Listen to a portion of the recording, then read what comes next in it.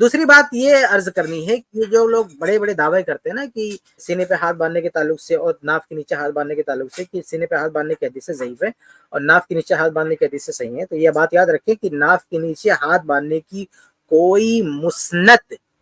صریح مسند مرفوع روایت موجود ہی نہیں ہے، صحیح تو بہت دور کی بات ہے، سمجھ رہے ہیں؟ اس پر اگر کسی کو بھی آبجیکشن ہے تو ہمارے سینٹر پہ آ جائے بحث کرنے کے لیے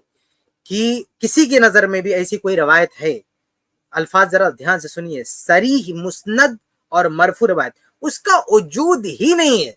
صحیح ضعیف تو دور کی بات ہے، جبکہ سینے پہ ہاتھ باندھنے کے تعلق سے روایت صحیح ابن خزیمہ میں بھی ہے، مسند احمد میں بھی ہے، باقاعدہ اس کا اپنا ایک وجود ہے، اس کے مسند ہونے میں کوئی مسئلہ نہیں ہے، کوئی اختلاف نہیں مسند میں۔ اب سند پہ جو ہے بحث ہو سکتی ہے، لیکن یہ جو ہے نا کہ پہلے اس کا وجود تو ہو کہ کسی روایت کسی کتاب میں موجود ہو روایت،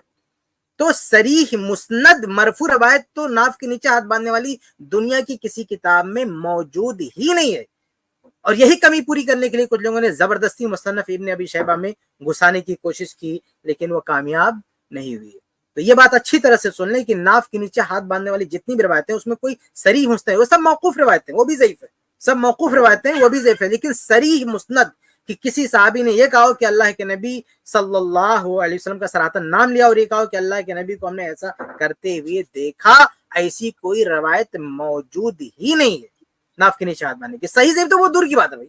صحیح ضعیف پر بحث کا مرحلہ بعد میں آئے گا، ایسی کوئی حدیث کا وجود ہی نہیں ہے، جہاں پوری دنیا کے حنفیوں کو اکٹھا کر کے ایسی کوئی حدیث لا کے رہو جو صریح مسند ہونا چاہیے، صریح مسند، اس میں نہیں کہ من السنتی قضا و قضا، نہیں، اللہ کے نبی کا نام ہونا چاہیے، کہ صریح مسند اس کو کہتے ہیں کہ اللہ کے نبی کا نام ہونا چاہیے، اللہ کے نبی کا صریح حوالہ ہونا چاہیے، ایسی کوئی روایت موجود نہیں ہے،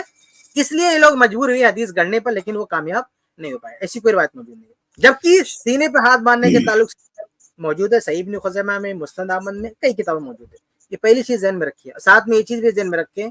کہ ناف کے نیچے جو ہاتھ باندھنے والی روایت ہے نا، خاص طور سے سنن ابی داؤد وغیرہ سے جو پیش کی جاتی ہے، اس کے ضعیف ہونے پر پورے محدثین کا اتفاق، یہ تو بعد میں لوگ کہتے ہوئے نظر آتے ہیں کہ اس روایت صحیح ہے، ورنہ پوری محدثین کا اتفاق کی کوئی ضعیف ہے۔ امام نووی رحمہ اللہ نے کہا ہے کہ علی ضعفہ اتفاق، اس کے ذوق پر سب کا اتفاق ہے، جبکہ جو سینے پہ ہاتھ باندھنے والی روایت ہے خود صحیح ابن خزیمہ میں، اس کا مطلب ابن خزیمہ کی نظر میں صحیح ہے، اور بھی کئی محدثین نے اس کو صحیح کہا، بہت سارے اہل علم نے صحیح کہا، ہماری جو کتاب ہے انوار البدر میں آپ دیکھ سکتے ہیں، میں نے تقریباً 10 حوالے نقل کیے ہیں جنہوں نے اس روایت کو صحیح قرار دیا ہے۔ یہ دوسرا پوائنٹ آپ ذہن میں، پہلا پوائنٹ کی کوئی روایت موجود ہی نہیں ہے ناف کے نیچے ہاتھ باندھنے والی، صریح مسند موجود ہی نہیں ہے، اور دوسرا پوائنٹ یہ ہے کہ ناف کے نیچے جو ہاتھ باندھنے والی روایت ہے اس کے ذوق پر سب کا اتفاق ہے۔ بلکہ ایک اور انٹرسٹنگ چیز یہ ہے کہ ناف کے نیچے ہاتھ باندھنے والی جو روایت ہے نا، اس میں ایک راوی ہے عبدالرحمن بن اسحاق الواسطی، اس کے ضعیف ہونے پر بھی اتفاق ہے، اس بندے کے ضعیف ہونے پر بھی، اس راوی کے ضعیف ہونے پر بھی اتفاق، اتنی ساری کمزوریاں، اور پتہ نہیں کس عقل سے آدمی کہتا ہے کہ نہیں وہ جو ہے ناف کے نیچے ہاتھ باندھنا ہے۔ بلکہ اور یہ جو کتابی سلسلہ شروع ہوا نا لکھنے کا،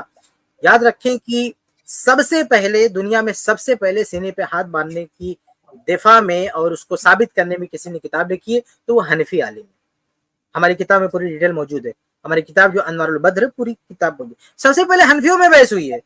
کہ ہاتھ کہاں باندھیں، سینے پہ باندھیں کہ ناف کے نیچے باندھیں، یہ بحث سب سے پہلے ان لوگوں نے اٹھایا، یعنی ان کے ایک حنفی عالم نے کہا کہ بھئی حدیث میں تو سینے پہ باندھیں گے، تو دوسرے حنفی عالم نے اس کا رد کیا، ان میں رد سب چلتا رہا، اہل حدیثوں نے تو بہت بعد میں کتاب لکھنا شروع کیا، خام خواہ اس میں اہل حدیثوں کو بدنام کرتے ہیں۔ اس کلپ کی فل ویڈیو دیکھنے کے لیے ہمارے چینل پر ضرور آئیں۔ آئی پلس ٹی وی نے ایک نیا یوٹیوب چینل شروع کیا ہے جس کا نام ہے آئی پلس ٹی وی اختلاف کا حل۔ اس چینل پر صرف اختلافی مسائل پر ویڈیوز آئے گی، لیکن دلائل کے ساتھ اور بھائی چارگی کے ساتھ۔